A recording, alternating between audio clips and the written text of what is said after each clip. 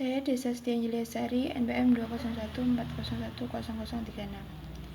Di sini saya akan menjelaskan tentang 5 materi dari mata kuliah teori kepribadian. Materi yang dibahas yaitu pertama, konsep kepribadian menurut psikoanalisis klasik, kedua, konsep kepribadian menurut teori psikologi individual, yang ketiga, memahami konsep kepribadian menurut teori humanistik, yang keempat, memahami konsep kepribadian menurut teori person center, yang kelima, memahami konsep kepribadian menurut teori bioheuristik.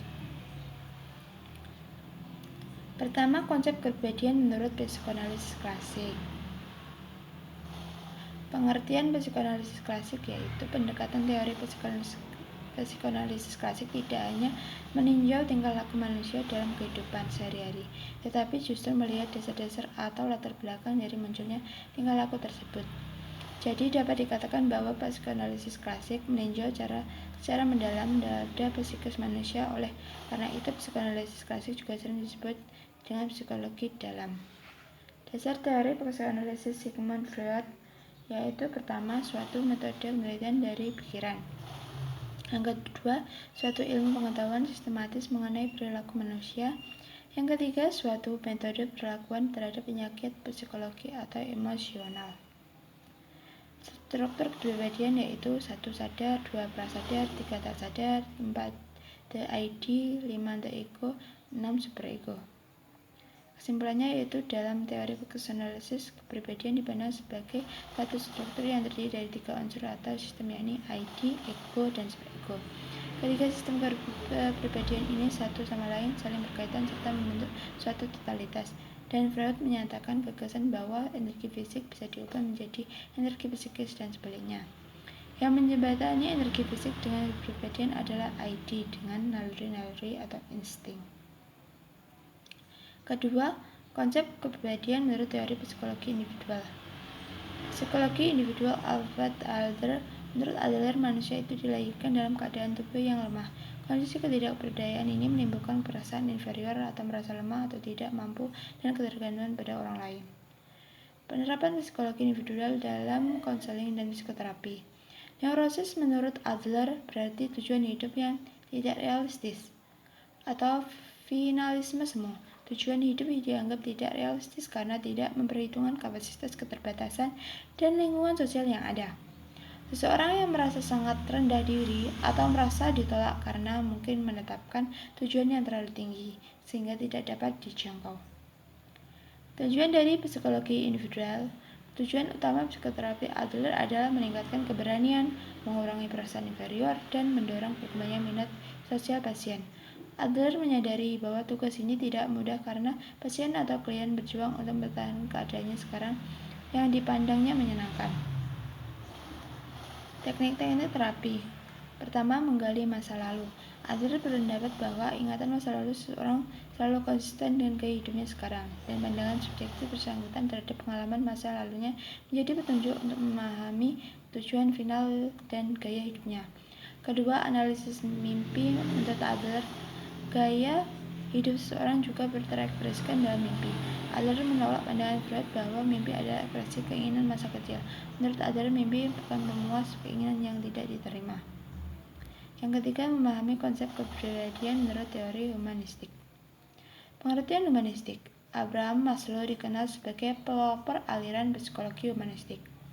Psikolog humanis percaya bahwa setiap orang memiliki keinginan yang kuat untuk merealisasikan potensi-potensi dalam dirinya, untuk mencapai tingkatan aktualisasi diri, untuk membuktikan bahwa manusia tidak hanya bereaksi terhadap situasi yang terjadi di sekelilingnya, tapi untuk mencapai sesuatu yang lebih.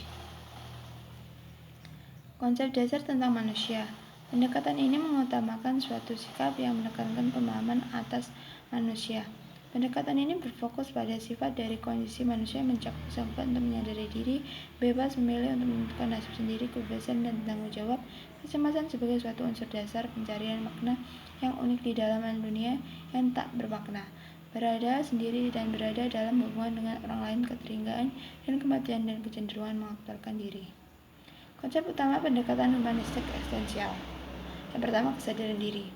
Manusia memiliki kesanggupan untuk menyadari dirinya sendiri, supaya suatu kesanggupan yang unik dan nyata yang memungkinkan manusia mampu berpikir dan memutuskan. Kedua, kebebasan tanggung jawab. Kecemasan adalah suatu karakteristik dasar manusia yang mana merupakan sesuatu yang patologis, sebab ia bisa menjadi suatu tenaga motivasional yang kuat untuk pertumbuhan kepribadian. Ketiga, penciptaan makna. Manusia pada dasarnya selalu dalam pencarian makna dan identitas diri.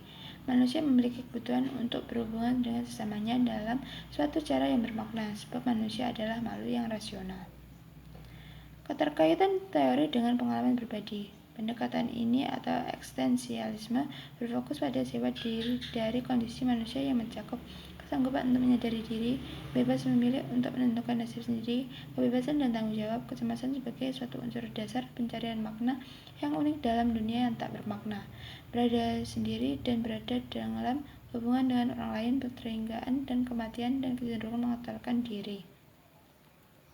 Yang keempat, konsep kepribadian menurut teori person center. Konsep dasar pendekatan konseling person center. Konsep ini berdasarkan pada pandangan positif tentang manusia yang melihat orang memiliki sifat bawaan pokok, yaitu berjuang keras ke arah menjadi untuk berfungsi secara penuh. Organisme adalah totalitas individu yang bereaksi sebagai keseluruhan secara subjektif terhadap medan fenomenal untuk memenuhi kebutuhan mengaktualisasikan, mempertahankan, dan mengembangkan diri.